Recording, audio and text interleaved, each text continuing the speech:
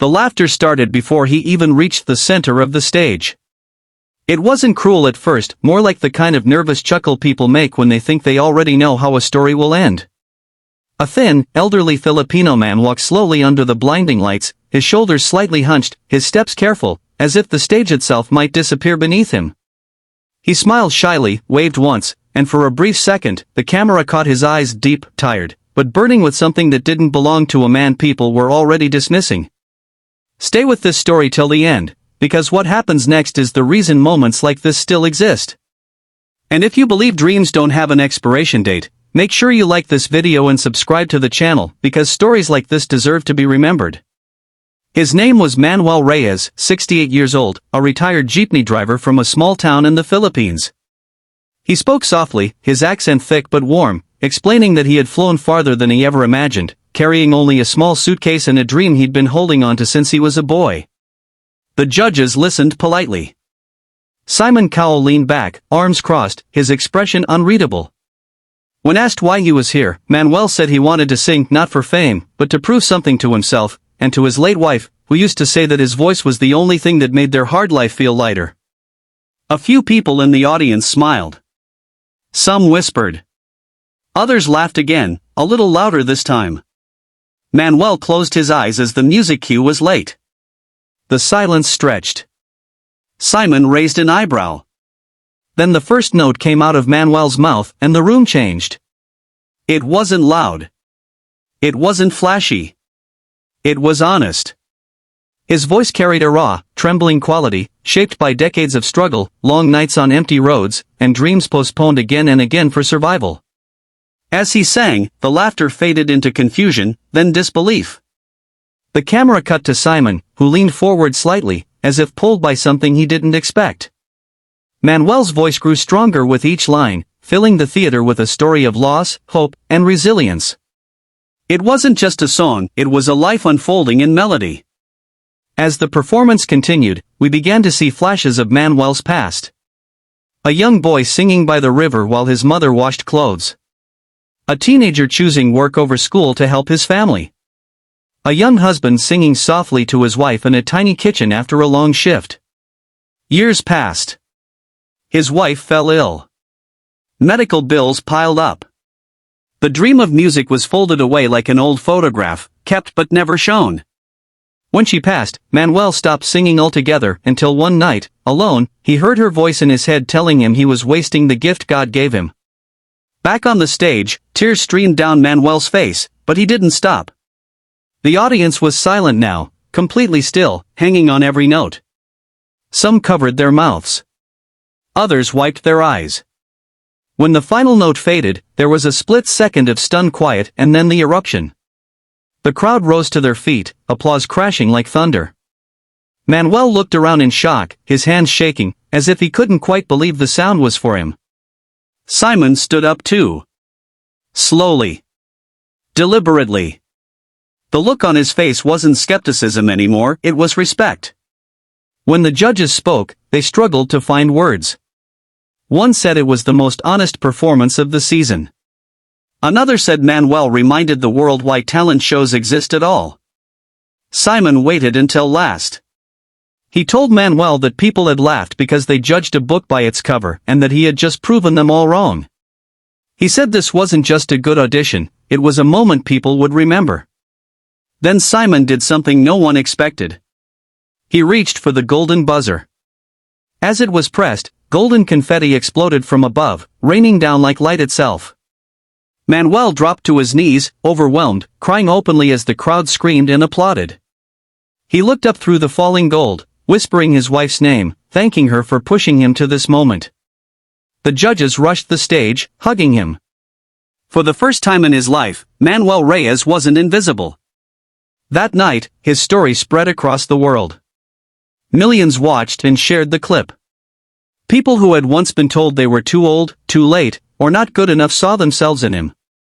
Messages poured in from overseas Filipino workers, from grandparents, from dreamers who had given up too soon.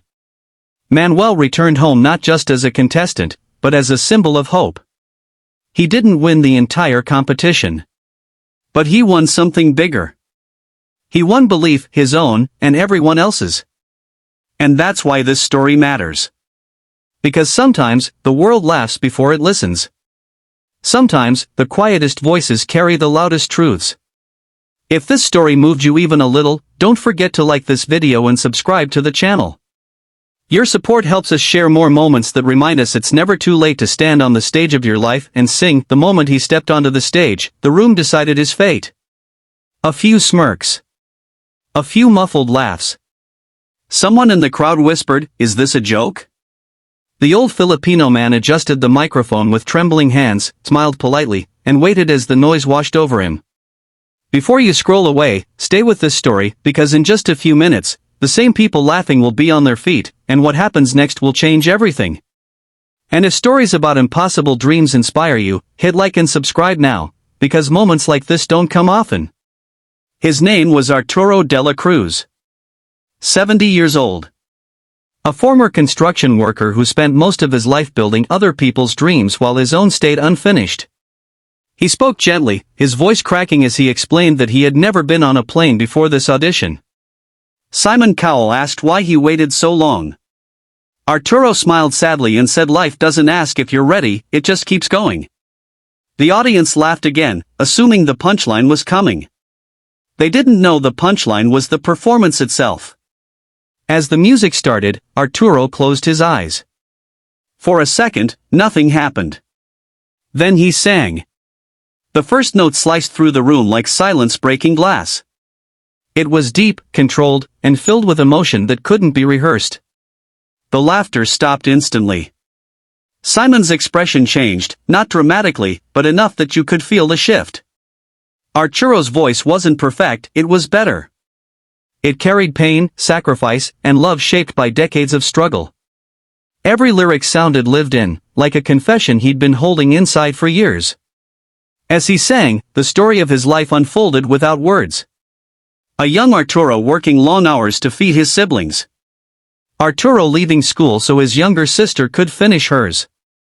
Arturo singing quietly on construction sites during lunch breaks, mocked by co-workers who never knew he was singing to survive, not to impress. Years later, a small house, a devoted wife, children who grew up watching their father come home exhausted but smiling. Music was never the priority, family was. Then came the hardest chapter. His wife fell ill.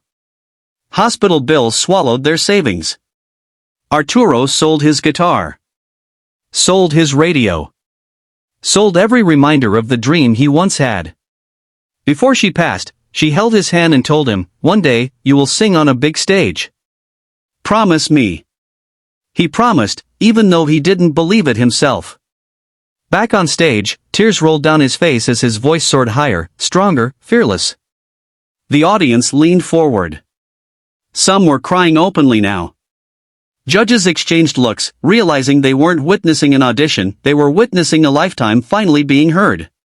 When Arturo hit the final note, he didn't open his eyes right away. He stood still, as if afraid the moment would disappear if he moved.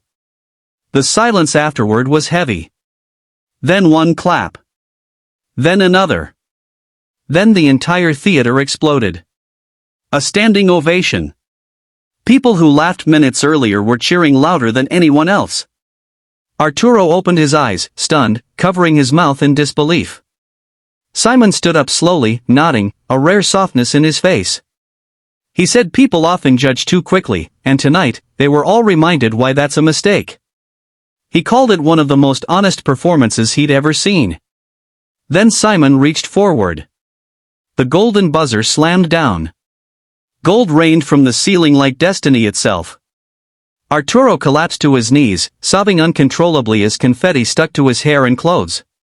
He whispered his wife's name again and again, pointing to the sky. The judges rushed the stage, hugging him, lifting him up, telling him he mattered. In that moment, he wasn't an old man anymore, he was proof that dreams don't age, people do. Arturo didn't walk off the stage as a joke or a novelty. He walked off as a reminder. A reminder that talent doesn't care how old you are. That courage doesn't retire. That it's never too late to be seen. Millions watched his performance online. Comments flooded in from people who had given up, people who decided to try again after seeing him. So